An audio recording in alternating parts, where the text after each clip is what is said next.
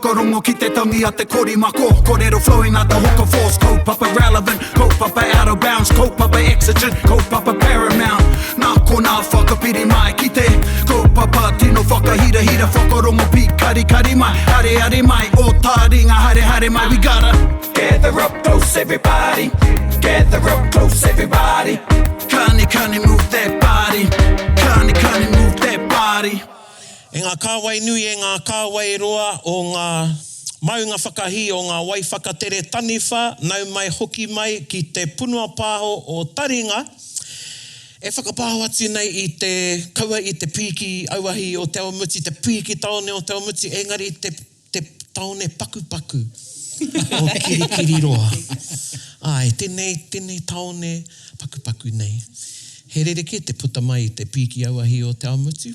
Ai. Hoi no, e mihi ana kia koutou e te iwi kua piri mai kia Taringa e whakapāho mata o rātu nei, e whakapāho e ai kia Timoti ina mata atu nei kia koutou. Anei mātou ko hoki mai Tariao. Rā.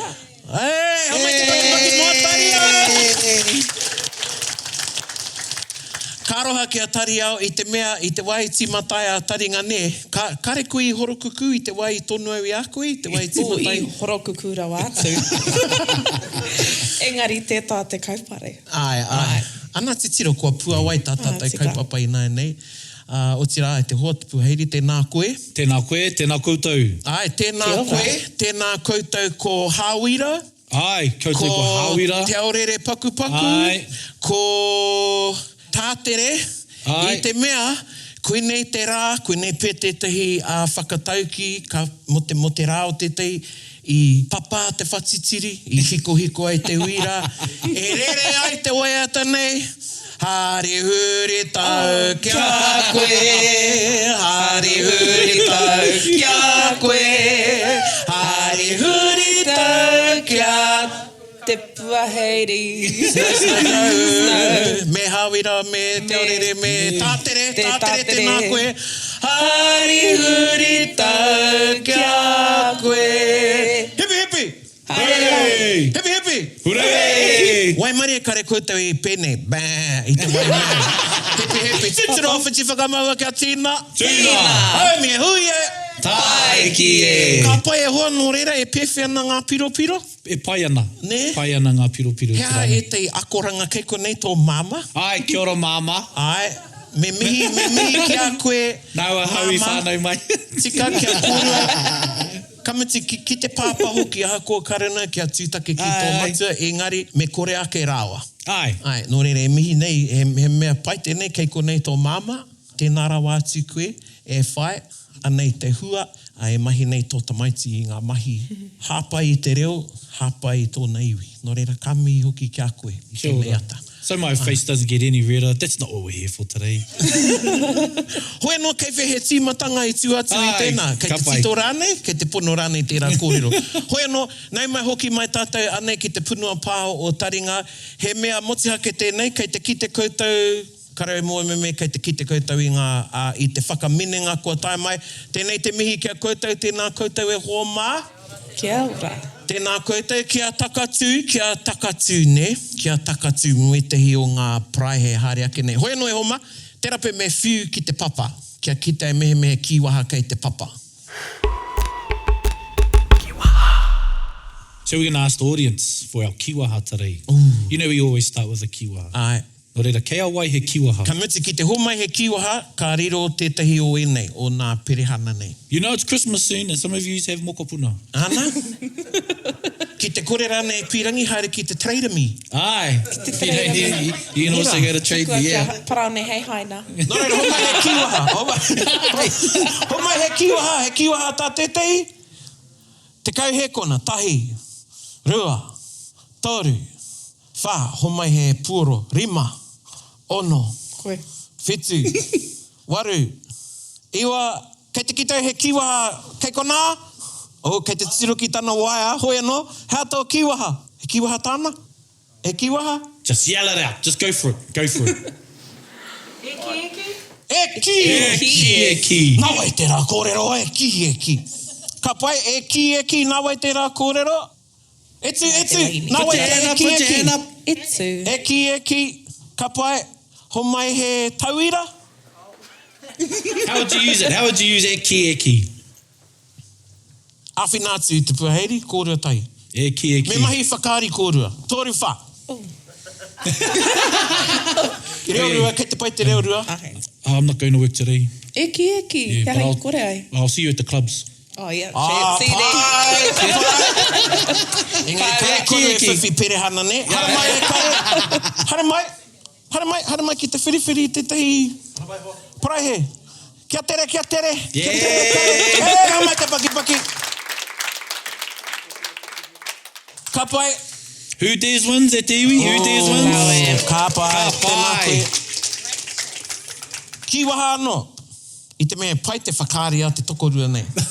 Tētai atu kiwaha, ho mai a kiwaha. Rima he ko, ai. Oa te mata. Oa te maka. Oa Ana te koe nei maka. tō rā whānau tātere, no reira tino hanga i tēnei kiwaha. Ai, tātere, Kia tēnā koe, koe. koe te tangata o te oa te mākatanga. Te oa te mākatanga o te reo. O te O nā mea katoa. Hoi no, ana, ka whiua kia kōrua, ho mai he whakaari. E pai nei taro mo te mahi? Mahi.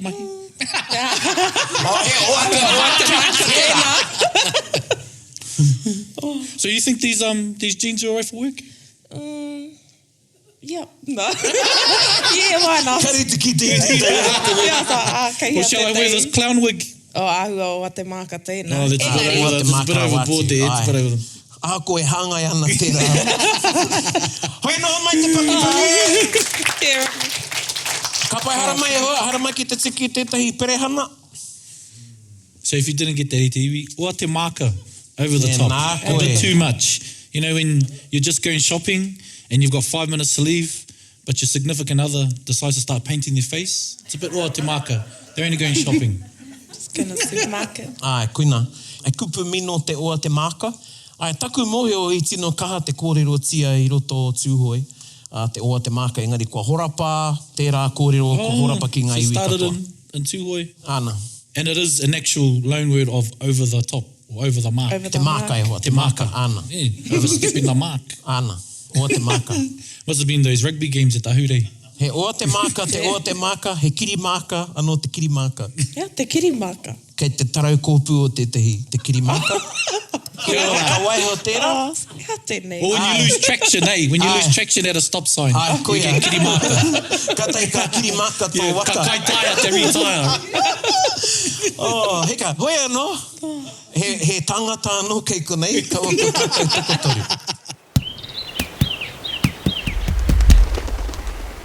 Nō reira, ko te kaupapa i tēnei rā e ho mako te reo o te wānei. Ka pai. I te timatanga, i whakaro ti ai ko te taitara o tēnei whakapāotanga ko te reo hou. Engari, e mea nau e hou ana te reo i ia rā. Ai. I te mea i ia rā e puta mai ana he kupu hou, he rerenga hou. Ko etehi rānei o ngā kupu tawhito o Muara, e hou ana ki etahi o Nāia nei. Ne? Pēnei i taku hoa ia te manahau i te karere ka puta etahi o ana kupu. Aha kua he kupu tawhito e hou ana e rā kupu ki te nuinga. Ne? Nō reira, i whakaaroti ake ko te reo o te wānei. Kia kōrero tātou mō etahi o ngā rerenga. I roto i te reo, e rangona ana. Te rāpe he tauira kei konei, kei roto i te whakaminenga. Etahi kupu, etahi kianga. Ka pai. Ana. That's a great kaupapa talking about the language of the time. Prana spoke about thinking maybe it's the new language, but language is new every time that we speak it. And I think it's quite important to know that in order for our reo to survive, a living language is a changing language, it's an evolving language. The English that we speak is far different to the English that was spoken 50 years ago in New Zealand, so is te reo. And because I even go home to Kaumātua and Negala does. Ana. What did you say? Ama. E mahara nei te wai hara mai a pakake ki te panekeretanga ka hoki e ki tana iwi, ka whakamahi e etahi o ngā kupu hou i ako nei ia ka mea rata. Kei te kōrero haina mana koe. Ai, etahi o ngā kupu. Pēo whakaaro ki te reo hou. Taria? He pai ki ai. He pai ki ai te hanga kiwaha, engari i te kōrero māua i mua. Ke make kiwahai, ke make kupu hau, but kare kore he kōrero pēnā kei kua waihanga tia kētia e tehi. So you could make a new kupu and then there's already 10 out there that other people have already made. Nō reira, me a taranga hau i te tuatahi. Hari te mea he mea hanganoi ho. Wow. I o nawa. Ai. I o nawa. Ana. Yeah. O pēnei i te, ko tētai o nā tino kupu, e hāngai ana, hei te mea tino kupu engari, i putai i te wā o te mate Yes, ia tēnā Kowhewori. kupu. Kowhewori. Tēnā koe Leon. Kaua ko te mate kiowhrene, he mate anō tērā. tika. he mate kowhewori te kaumā iwa, ne? Te mate karauna. Nā ko tētai kupu i rere ai, ahakoa i putai te hui topa, Ah, yes. me te hui rangi. Yeah. Ai. Like the Zoom, kupu for the Zoom. Ai, Yeah. Kia te kupu rongonui. Zui. Ana. Zui. Ai. Ne, ko te zui ke. Ahakoa. So if you're dating someone on a Zui, is it a Zait or a Zinda? Anyway, okay. E whakaro no. Zēnā koe. That joke reaches zenith. Engari, ko te tohu tērā o te reo, ko te reo Māori, otira te reo, ko nā kupu ka horapa, koina nā me ka kōrero nuitia. Ai. Yeah. Nira. So the words that are used or caught the best, caught the best. Cool. Ai. Yeah, or catch on. You know, they take... Tēnā koe, te rangapui te kaumāwha. Kare paku pai ake tōku reo So the ones that take, the ones that take quickly, they're the ones that use. Te tāwhaka. Rau he. Tā te karo ai. Kuira te Te nuinga o te wā. Te Perehena. Ai. O taku rangapu. Oeno, hea e tai rerenga o te wā, e tai kupu o te wā. Well, we were just talking about the word tiri. Yeah. Tiri or tuari or toha. Ah. They used for, share this link. And I've found that tiri has taken off more. And we were talking about the differences between tuari and tiri and even toha. And that tiri It's for relates. multiple. And ko taku kupu mo te tiri ko te tuari. Because when I had I hoko au I te waia hua wai reo Māori, Pono. ka mutu koina te kupu I whakamahia e rātou mo te share. Ko te Āna. tuari. Ana. O reira koina I... Pai kia i te tuari, Yeah. he ahua tainui ake hoki. Oh, Oh, ne. nera. Ko rongo i te tuari, kareu e rongo I te tiri, I roto o tainui nei tiri pērara, Yeah. Oh, ka e pai. tuari haere. Ai. That's funny because up in north around, well, especially around Kaikohe and Hokianga, they use tuha. But if you tuha down here, Aue. Yeah. aue, ka māku pē tō kanohi. Hono, ka tuha haerenga, instead of toha. Ai, Yeah, ka mutu yeah. ki te moe te tuha I te tiri, au e taukiri. Aue, taukiri e. Oi anō. Oi anō tērā kōrero ki te taha. Ai, he hōtaka whānau Taka tēnei. whānau tēnei. He hōtaka whānau tēnei. Pēwhia, okay, koira e rā kupu. So for me, so tiri is a better word to use for sharing posts. Kei te pai te tiri, kei te pai hoki te tuari. Ka pai. Pewhauti te toha. Te Is that all toha. good? Ah, yeah. Ai, ako nei pia ko tētahi e harapu I te mate engari, ko te ahure o nāia nei e ū ana kia whaka ū I ngā whakaro o te maria ki tētahi kupu kotahi nei. Kia ora. Right. Ne? Ana kia noho tātou ki tētahi kupu engari kaore o tātou mātua tūpuna I pēra. Kia ora. Ne? Mo te hunga e ako ana I te reo, he pai kia tīmata ki tētahi kupu kotahi. Engari ka ako haere te tangata, ka ako haere te tangata, ka nui ake nā kupu ki tana kete. Ka pai. Ai. O hoho nui tēnā kōrero ni rā. Yeah, so if you're just learning, Hoki mai it's ki all te o- good to just learn one word, and then the beauty Eventually. is in finding other words that mean the same thing. Yeah. Ana. Ai, ka mutu I ko hau tēnei e kōrero ana mōku ake, kei au aku kōnai, Ai. I Ai, OCD nei. kōnai whaka. Pēra hoki ahau. Ai, Ngā They're talking kōnai. about their mental drop boxes, so they've got this Dropbox file for that one, for that one, for that one. Ai, tūturu nei. kei konei ngā kupu o te moana. Pat from IT's going, yep. Yeah, I get it, gotcha. I get it. Ai, nui te mana o Pat. Ai. Whakatika I taku roro I koe. Te nui ngō te wā me weto. Nira, Yep. Momo taima, waita taima. Kuina no te tai, te momo taima, te waita taima. Waita taima. Ai. Halfway. Te hawhewei. Kamuti ko te waita taima, he kupu mino, Engari, I rongo au I tērā I Ngāti Porou. Kia ora. I kā te waita taima ki reira. Ne? Ki te nota, te whāmare, I rongo au te whāmare. He nui ngā kupu whenai. Ai. A timoti I aia te whakaniniti rawa. Ai. Tēnā. Niti. Oh. Niti. Ko ngā kene hoa. Oh, me kore ake o Kia kaha, papa. kia kaha, Kia kaha taria. No, Me koi. Me whakarongo pi kari. pewhi tētahi o ngā rerenga o te wā e rongo nei ngā rangatahi. Rerenga reo. Pākehā nei Māori nei. Ngā mea Māori. Ki Auahi ana. auahi ana. Hea te auahi ana. Lit. Ooh. Oh, it's lit. Haramai, Nelly. Haramai. Ka mea tēnei Haramai he paki mo, Nelly. Tei katoa tahi. ahua, ahua iti nei te Mo te puku e tūrunga. hoa ma. Mahu e mā pai, te puahu. whakatiki. Tēnā koe. Tēnā koe. Pewhi ana. E tino o rāna. Pehea koe. O tira koutou. E pai ana. Pai mari. Ai, no, e rangatira ana mātou I rongo koe I te wana ka piki mai ki te papa kōrero o taringa. He pēhea kore ai. Nā, I hari mai koe e tehi o akonga I te rānei. Ai? Ai, he akonga e nei. Ahu wai mari ana taku noho. Hei kai whakaako I te reo ki tēnei hunga. He hia no rātou ki te whakamahi I te reo I roto I tā rātou umanga o te Awe. tiaki I ngā tamariki Māori. Ko rātou te rātu taho, te rātu kiwai o te kete. Ka mahi tahi ki tō oranga tamariki taha. Awe. Ki te tiaki I a tātou tamariki mokopuna. Mahi no tika reira. ana. Tēnā koe te katoa. Ai. Nō reira, hoki mai ki te auahi ana. Ka tae. Auahi ana, he mea e... O, me reo Māori, me reo Te Pākehā. reo e pai ana te Kei reo. koe, kei koe. Yeah, so he mea ako ahau e nei kaupapa e nei kōrero e aku akonga. Ka hara mai rā te whaio. How do I say, yo, that's lit? Yeah, you know, yo, they will come up to me and I'm like, tai hoa, te korau. Tai hoa, te korau. Engari, ka whakahoki kōrero mai koina e tahi o ngā kiwaha, ka whakamahia e ngā rangatahi. So these are some of the phrases and idioms and colloquialisms that our rangatahi o e nei rā, that's what they use. So it means to be lit, which means, ka rongo koe I tētahi wairua.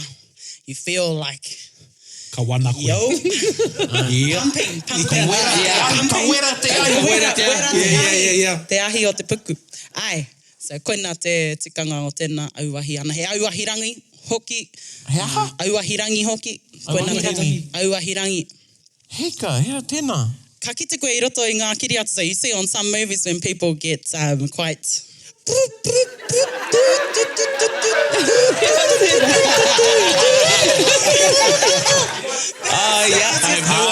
Tai au ki e tai o ngā karapu.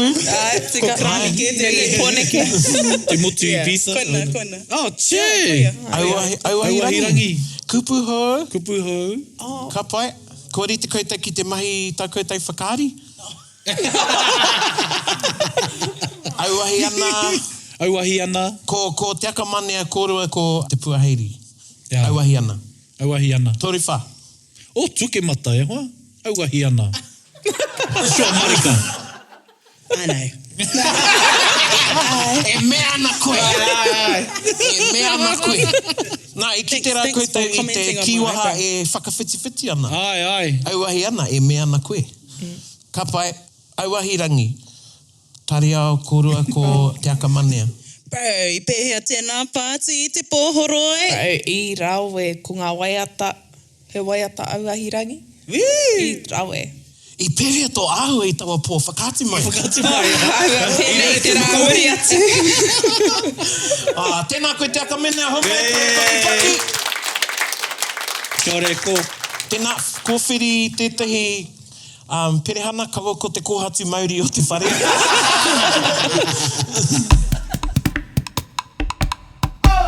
Kani, move that body.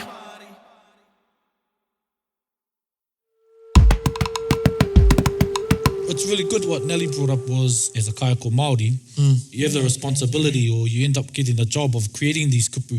So our kids have kupu Māori that relate to their language of the day or the language of the time. to be presented itself amongst them, you know. So, yeah, it's really cool. So that's why Nelly mentioned Te Korau, e kaiko Māori ia kei Huani Waititi, and he has quite the influence on his tauira. Yeah. And so he has been given the responsibility, you know, reluctantly, or probably because you want to, bro, is create these kupu, and so they can be used within a Māori constraint. Koia, Yeah. koia. Ko tētahi mea pai ki au o te auahi ana, no mua rāno tērā kiwaha. Kia ora. Engari kua hangaruatia ana ko te kiwaha Pākehā, kua whakahāngaitia ki te kiwaha Māori. Kia ora. He kiwaha tērā i roto i a tūhaurangi. Oh, Te auahi ana. Hea te tikanga o tēnā. E pērā no. E pērā tonu. Ai, nanaki ana, kei taumata ke atu, kei roto i ngā waiata tērā iwi, tērā re, te auahi ana. Nō reira, ko ora mai anō, tērā kōrero. Just Mea give a new whakahāngai. life. Just as you mentioned how Scotty gets the chance to renew some old kupu. And so when we are creating kupu, it's best to look if there is another kupu that's already been around that hasn't Ana. been used for a while Yeah. for the same. Bring it back to life, eh? Yeah, ka pai. Koe kare tino pirangi kia noho ahau tātou mo te tei wāroa, engari ko tētahi o ngā reo o te wā nei, tērā pe ko nā hapa o te wā. Ai, ngā hapa o te wā. Oh, yes. Ai, ko nā hapa e rite tonu nei te kōrero tia e tēnā. Ko tētai o ngā tino kōrero i tēnei wā, ko te he nōku. Ai. Oh, kia ora. He hiehia nōku, nā ko te pōhehe o te iwi e rite ana tērā ki te e hiehia ana hau. Engari, ko te he hiehia nōku, rite ki te i te mea i hiehia a hau. So, he hia nōku, here we go. Te mana o taku reo. Te mana o taku Te runga i reo. a koe wā. I tō rā whānau, i tō ramatu, i tō iwi, i tō mama, kei konei tō mama, kei te rongo ia. Tēnā koe. He hia nōku, it's a desire that you had. It's something that you wanted. E hia ana koe is a desire that you have. Ai, he hia nōku ki te kite i aku tuahine, i haere ai au ki rotorua. Right? Whakapake I wanted atu. to see my tuahine, which is why I wanted to see my sister, which is why I went to Rotorua. Ai. Pirangi koe ki tētahi? Do you want A one? koe? He... Pirangi. Yes, He- actually. Korongo ai Anei, tēnā. Iaki tawira. He riri nō nā i kore ai au i kōrero ki aia. She was so angry and that's why I didn't want to talk to her. Pēa taku reo Pākehā. Tōna pai nei. Humea mai te pakitaki. Okay, Ka herawe, ka e pai tēnā. Ai. Yeah. Nō reira, koina tētai o ngā rerenga o te wānei, i roto i te reo o te wānei. Te nuinga kei te whakamahi he i te rā kianga.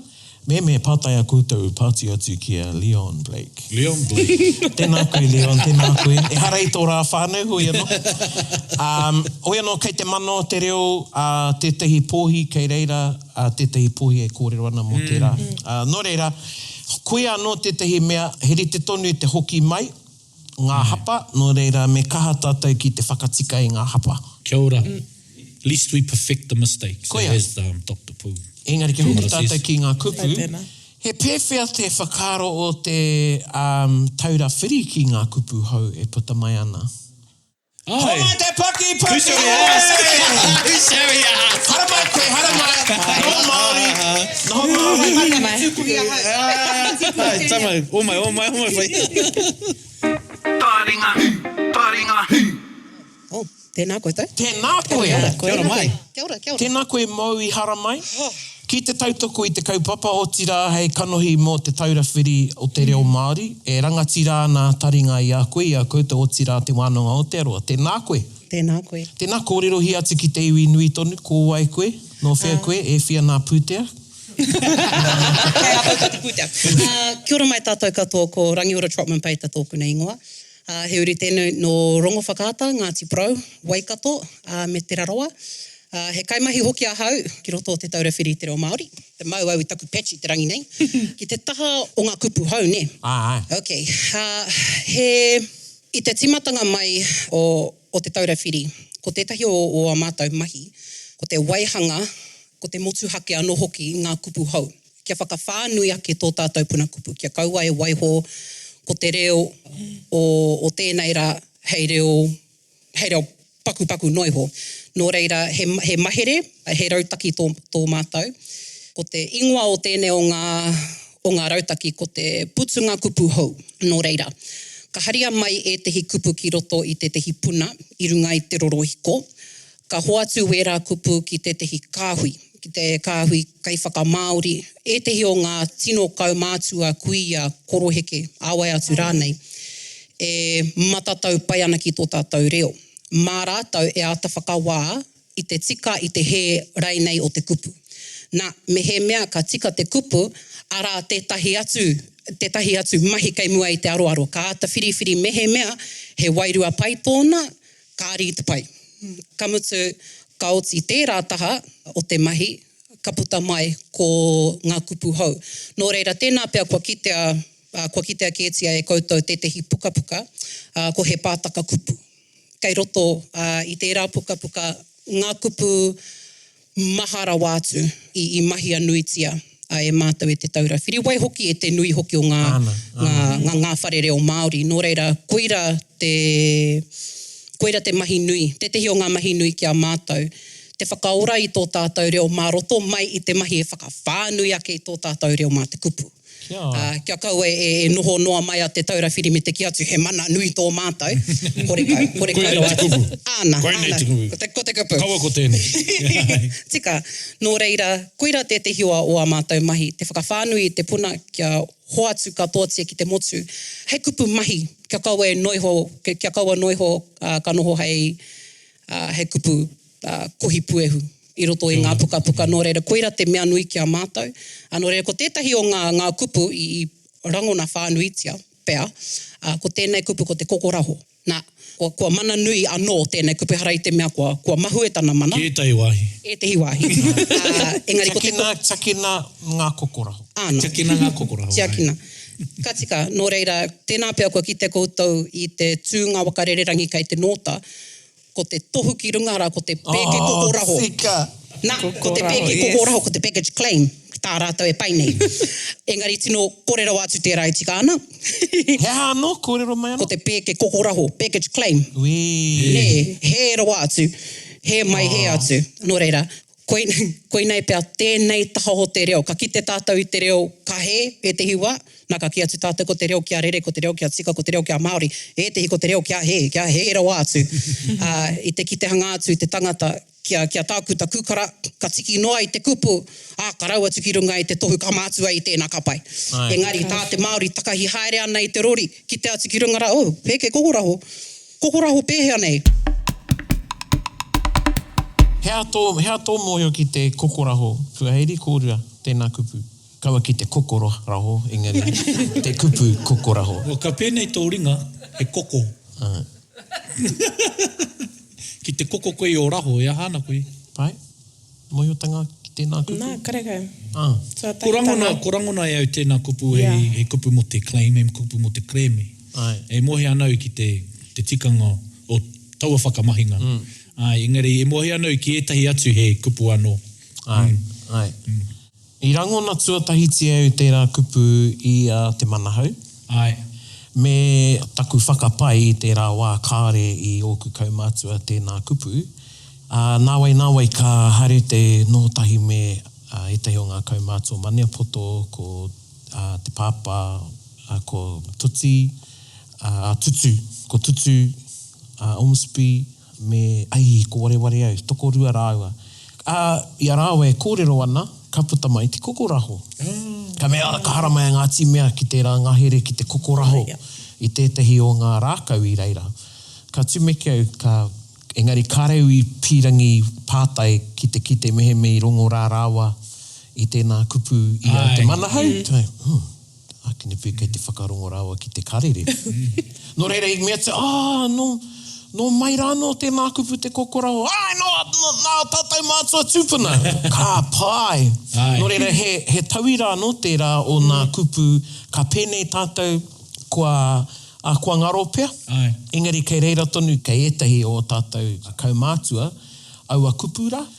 Ka mutu, ko etahi e hara i te kaumātua, engari he kupu a rātou nā te kaumātua i kōrero atu ki a rātou. Ne, nō reira. Engari anō te pēke kokoraho. Yeah, te pēke kokoraho, yeah. I also read a written piece from our great Wharehui Muroi, and it was in there, and he used it in saying how they started using it for claims. And so that's where I first come across it. And perhaps that's probably where Te Manahu got the word from. So kokoraho, it's like you claim koko. Ai. Kokoraho, it's like you claim something for your own pēnei te whenua, te harane. Ana. Kei te mea koe nōku te mana ki tērā mea. He So kokoraho. there you go, Tiwi, kokoraho. Kokoraho. Pewhia o whakaro, e hare te mea me mau tō pōtai taurawhiri. Ka wai. Pewhia o whakaro ki te hi o ngā kupu o te wā nei, ngā rerenga o te wā, pēnei ana ko puta mai te auahi ana, ko e te atu, mo i kua kaumātua pē tēnei kupu i nei, engari rima tau ki muri nei, ka mahu e nei, ko te kake. Kake. Ai, kake tērā, te kupu a ngā rangatahi. Ko te apse tēnā. Te, Apse, ko te kake. te kake, Ka pai. timata ki te Oh, swag. Ka- Or not. Scucks. Scucks. ana. Oh, true. Ai, Yeah. ai. You should be a parent by now if you used to use that. Anyway. Ana, ko te hatiki i tete i kure reo mātou, ka mea mai a pakake. Tēnā koe pā kake. He nui te hunga e mihi ana ki au, ki atu e ne, ai, kei te mea te, kake, e hoa kao, e harai aku. Kei te ki rātau, kei te ki ke rātau i tō kiwahara. Kei te oro tonu tērā kupu, Kau. Kao. ne? I don't think so. Ko te skanks, Gigs. Nā, hea te whakamārama o tērā. He rite tonu engari he Ko te whakahua. Yeah. He kek. He keke. He mea no tēnā. Keke. Kaua ko te keke, kaua ko te keke, kaua ko te keke, ko te kek. Ko te keke. I rongo koutou i konei. Wātia, kek. It's our friend there trying to Ana. make new kupu. Tērā pia For ka our rongo rangatahi. nui, he arawa rāne. Hea e tai o kupu. Te tehi rerenga pai ki au ko te kei whea mai. Oh, ai. Ko te kei whea mai. Ka mai. Ka O ka rangona u koe ki ngā. ana. Yeah. Kei whea mai. Nā, he kei roto nā he wairua whakapiki i te mahi o tētahi atu. Kei whea mai. E, nā Me koe. he mea ka noho whakamā tētahi tangata i tāne mahi ai. Ka haere koe, hei pautau naki ai. Kei whea mai. Ai. Ko rongo tātou i te tōhuri. Tōhuru, yeah. Ai. Yeah. When you're playing cards and you're saying, it's your turn, and someone goes, tōhuri. Tōhuri. And so you get up and you spin around, give it a twirl. Ka whakamahi e mātou engari runga i te whakatoi ki a mātou anō. Yeah. Yeah, we do it on Ai. muck rounds too, but Me te because mokoe. my daughters are learning off papa, so I try not to do it too much. Ai. Ai, te mea ka ako. Yeah. Ne. Yeah. Ka tangata Ka whenua ako ai. rātou. I want to quickly go back to you talked about how Te Taurawhiri, they get a pool of words and then they talk about it and deliberate about how a word can come about or how it is defined as the word for a certain aspect or something. Where do those words come from? Do people just send them in and go, hey, this is the word we want to use, or this is the word I heard? Who gets to send in the words? No te mea, ka reo e mahi ana i roto i te tira reo Māori i roto i te whare nei. He pe kai whakamahere reo ahau.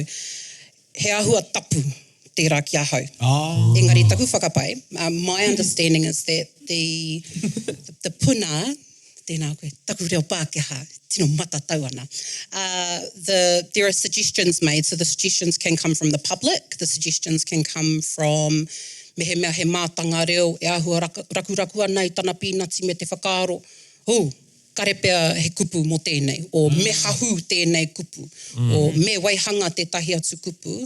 Effectively, there's a puna that all of those go into. And so I believe, my understanding is that those suggestions can come from the public. They can come from people who just have a great idea.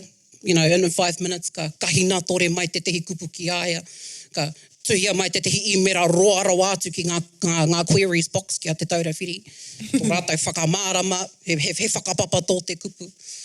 So from my understanding, that's, you know, the process is open for the public to partake in. At the end of the day, we're public servants. You know, we serve the public, but firstly we serve te reo Māori.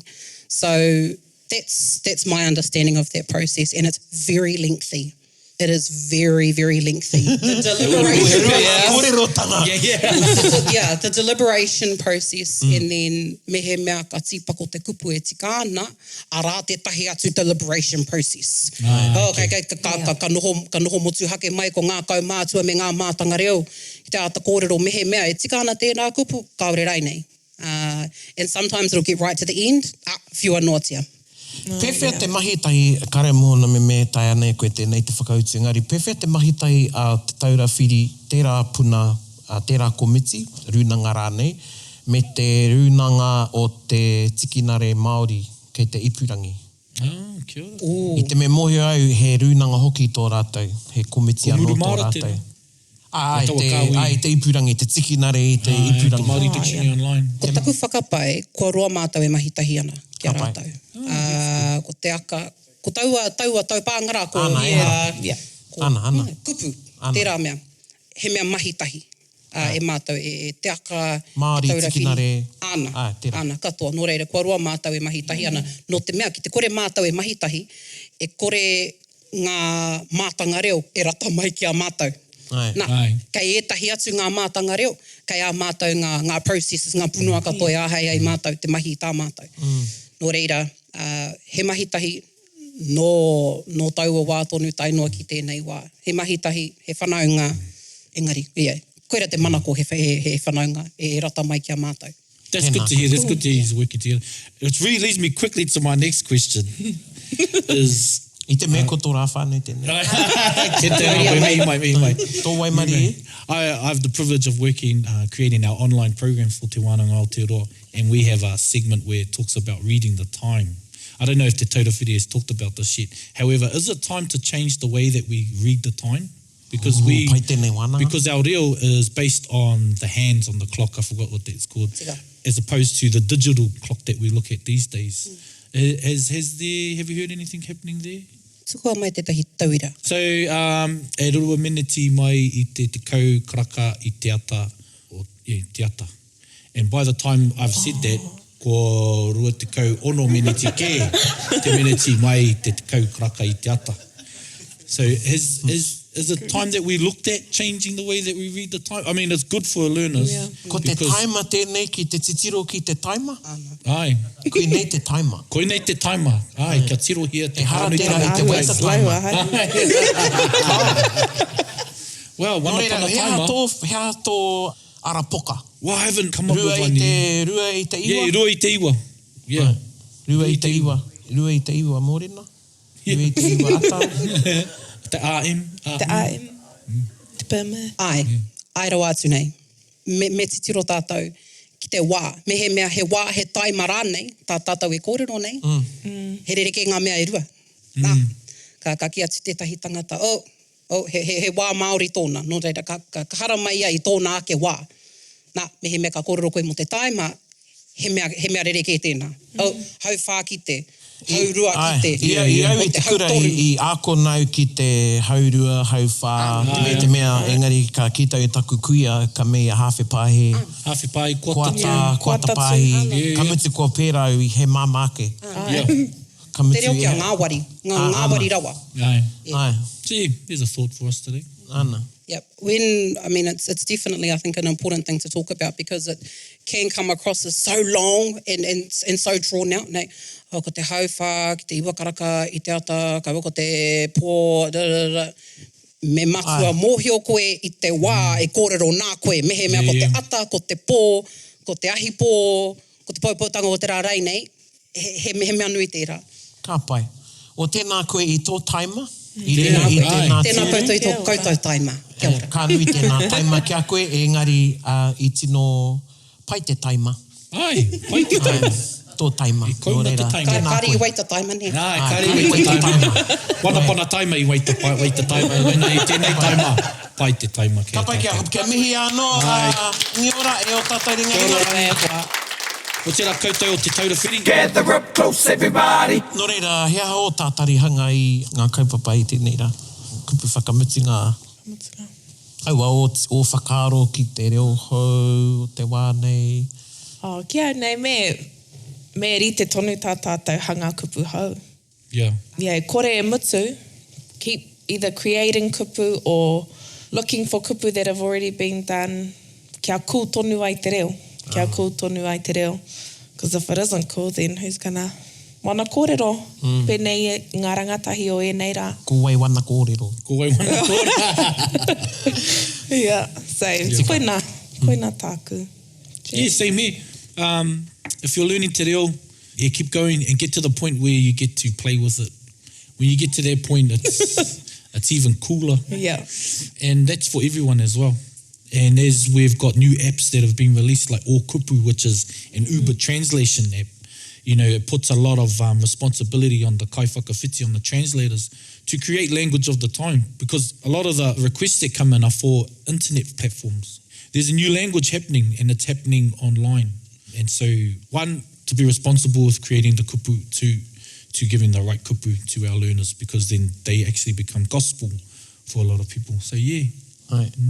Tautoko ana ea kia ngā pui pautekaha. Pautekaha, ja? Pautekaha. Ai, tautoko pautekaha, e tupu tonu ana te reo, waiho te reo kia tupu ana, kaua hoki e tāmi i te wairua, kare tātou e tino kōrero, engari, he wairua tō ngā rangatahi. Ai. Ana e puta mai ana i ngā rangatahi e tehi kupu karepe paingi ana, engari, ana. Kuia, pēnei te weke neru. Weke neru, yeah. Engari i tērā tira, kawe pāma mai taku tuakana, i whakapā mai taku tuakana, i te kōrero le maua ka mea kia, neke ngeru, kia te. Mo te neke ngeru, he mea no te neke ngeru. Mo te rā ipo pia. Engari, kare pirangi ana kia tāmi a tērā wairua. Ai. Te wairua auaha. Ana. Well, yeah, well, that's where it happens, eh? That's where the magic happens, in the creative process of anything.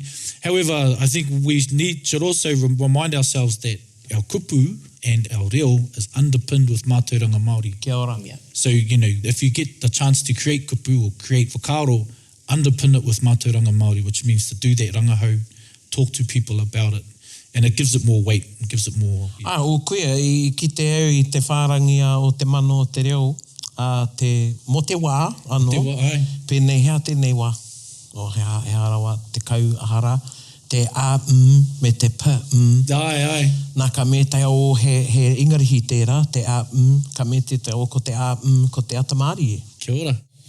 Ana ko te... Pōmarie. Ai, ko te ana mara mani. So the AM Atamārie, PM Pōmarie, and for some of the people that don't even speak Māori, they've never got those right anyway. Kuia. So now you get Atamārie and Pōmarie. Kuia. Hoi no, ka nui tērā wānanga e homa, o tira tēnā koutou, ka wareware e mātakitakihi ana tātou. No reira, tēnā koutou, i o koutou kāinga, i o koutou wāhi mahi, tērā pē kei te karo hui, ana i whakaro, pirangi ki au ki te mātakitaki a taringa karo hui. Ai, tērā rānei i te mea kei te moyo tātou ki ngā tiraki, ne? Ai. E tehi. Anō nei kei roto koe i tō zui, engari kei konei. Kei konei te waia, That's why you have kei split mua i screens, te eh? Tiki mata. nare, Te tiki nare. Ne, te puka. Kaua ko tō puka mata me tō paiahua, me tō tiki toke. Kuina te kupu, ko te tiki toke. Tiki toke. Ea te mate o te tiki toke. Ko ki te au i etai atu kupu, pai kia te tiki toke. Ai. Well, it's easy to get, eh? He It's easy to marama, get. he poto, Yeah. he poto, he reka. Arreka. Hoi anō e homa, ko tai tātou ki te waiata o te wiki, ana hei whaka nui i te wiki o te reo o tira i te mahuru Māori, ka prei i tēnei waiata tākirikiri, ngā kau, whakapiki wairua, era kōrero katoa, i putai i te taurawhiri i te mane kamahu e nei. Ana i roto hoki i tēnei mihi āku ki te taurawhiri, ka mihi au ki ngā pokowhiwhi kaha o te reo i roto i ngā tau. Te pētihana o te reo tērā, ko ngā tamatoa, ko te hunga i huke i te ara mo te kōhanga reo, ngā kura kaupapa, i tēnei tau nei ka mahu e ka riro huirangi waikere puru, tētehi o ngā toa o te reo nāna, te reo irirangi o tira, whakaata Māori i pokowhiwhi kaha. No reira, he nui rātau, i mua i au, i mua i a mātau, no tēnei whakareanga. Ana ka hoki tonu aku mihi ki a rātau i ngā wā katoa. Ana no reira, ko era whakaro katoa i roto i au, i te wākarongo au i tēnei waiata. Me taku whakapai, kāre tērā hunga i roto i te pētihana, kare pē rātau i mohio a tōna wā ka pene Ka tia pene, te ai. Pene. Kia ora. Nō reira, e mihi ana i te ratu āhuatanga, e mihi ana ki a kōru, o tira ki a koe tariao, mau i hoki mai, he kitenga kanui e hoki ngā mahara, ka mene hoki te ngākau. Me ngā mihi kia koe Erica taro ake nei, ka whānau mai tā tātai pepe, i tēnei rangi, Ai. waika hua, waika tohu, hoi anō, anei tā tātai waiata me te tohu tau, i tata kia te tono, ino e engari mō tēnā. Ko te whakaro kia tūtātou ki te korikori, i te wā ka prei te waiata te wiki, ko a mātai mihi e nei kia koutou e te iwi nui tonu, tēnā koutou nau mai hoki mai, anei kia taringa a tōna wā, a tērā wiki, tēnā koutou katoa, anei tā tātou waiata.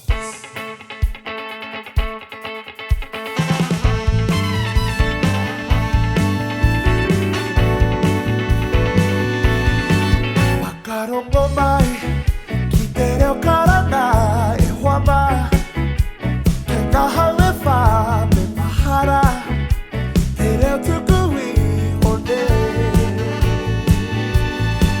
Mana anō, tātou e kotahi o tātou ringa, e pupuri o tātou aha, he mihi atu ne.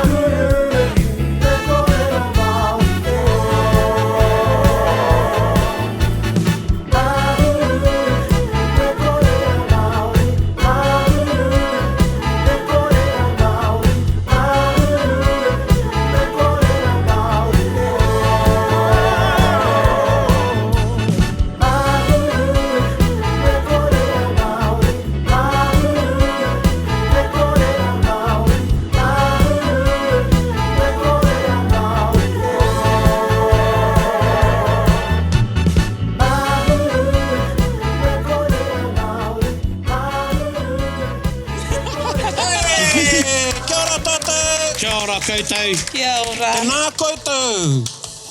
Oino, karahi tēnā e homa. E mihi ana kia koutou te iwi kotaku mihi tuarua tēnei. Engari, me ruarawa pē ngā mihi i tēnei whakapāhotanga.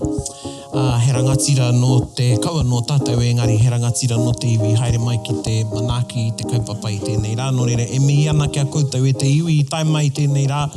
O tira, ki te hunga i muri mai, kare koutou e kite i te hunga i muri ngā kāmera, kia mōkena, kia hōhepa, kia tere anuku, ko rātou ngā ringaringa ngā waiwai o taringa, kare nei koutou e kite i a rātou. Engari kei muri e mahi ana, nō reira kia pakipaki oki o tātou ringa. E mihi kia rātou, tēnā koutou e te tima. Kāri waiata tia. Ahoi anō, ka nui tēnā e te iwi nui tonu, hei ko nā mai rā. Tēnā koutou. Bit whakaronga pi kari kari. Gather up close everybody buddy. Taringa, taringa. Yeah, tahuri mai ki o. Whakarongo ki te tangi a te kori mako. Korero flowing out the hook force. Kaupapa relevant, kaupapa out of bounds. Kaupapa exigent, kaupapa paramount. Nā ko nā whakapiri mai ki te. Kaupapa tino whakahira hira. Whakarongo pi kari kari mai. Hare hare mai, o taringa hare hare mai. We gotta gather up close everybody. Gather up close everybody. Kani kani move that body. Kani kani move that body. Taringa, he mea tuku nā te wānanga o Aotearoa, ā nā te māngai pāho I tautoko. To listen to more episodes, search for us on your podcast app and subscribe. Taringa, whakarongo mai.